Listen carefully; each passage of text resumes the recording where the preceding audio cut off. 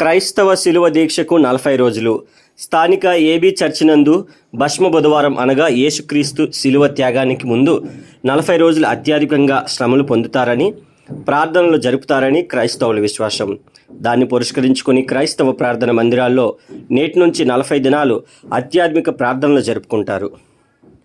ఆఖరి రోజున యేసుక్రీస్తు సర్వమానవాళి పాప విముక్తి కొరకు క్రీస్తు శిలువ త్యాగం చేస్తారని, అదే గుడ్ ఫ్రైడే మంచి శుక్రవారంగా ఆ రోజు ప్రపంచమంతా ప్రార్థనలు జరుపుతారని యేసుక్రీస్తు ప్రబోధకులు తెలిపారు. యేసుక్రీస్తు తిరిగి భూలోకానికి వస్తారని, పాపరహితలు తిరిగి ఆయనతో వెళ్తారని కనుక మెలకువ వేచి చూడాలని ఈ సందర్భంగా వారు జీవగ్రంథమైన బైబిల్ నుంచి కొన్ని ఉదాహరణలు చర్చి పాస్టర్ రేవ సునీతాబాబు తెలిపారు. చర్చి యువతి యువకులు సంగీతం అలరించగా అధ్యక్షులు గండి జాను ప్రకాష్, కార్యదర్శి జేమ్స్ మోర్ బిల్లి తదితరులు పాల్గొన్నారు.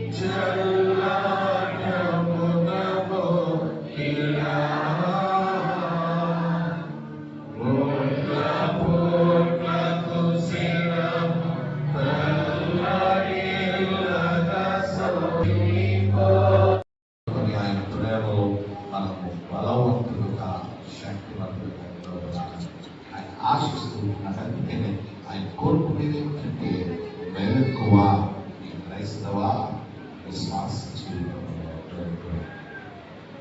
అయితే మెలకువ కలిగి దేవునితో నడవగలిగినప్పుడు దేవుడు ఏం చేస్తాడు అంటే ఎల్లప్పుడుగా ఆయన సహాయంగా ఉంటాడు. కనుక రాత్రి మీరు ఇంటికి వెళ్ళిన తర్వాత 91వ సంకీర్తన అందరూ కూడా చదివారు.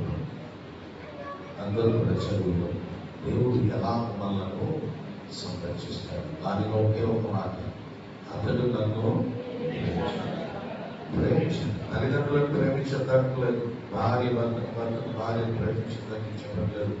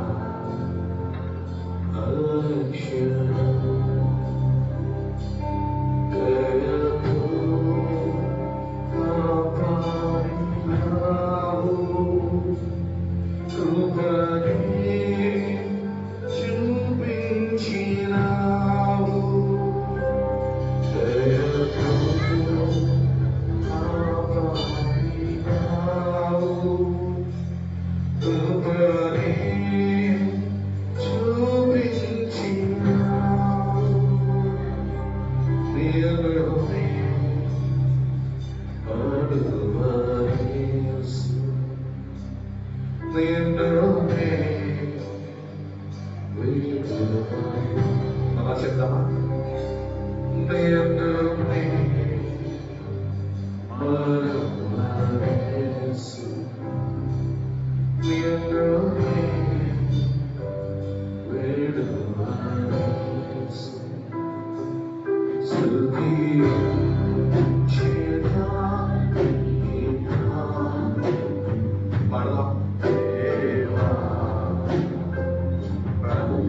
ఒక స్థుతి దేవునికి మనోహరమైనటువంటి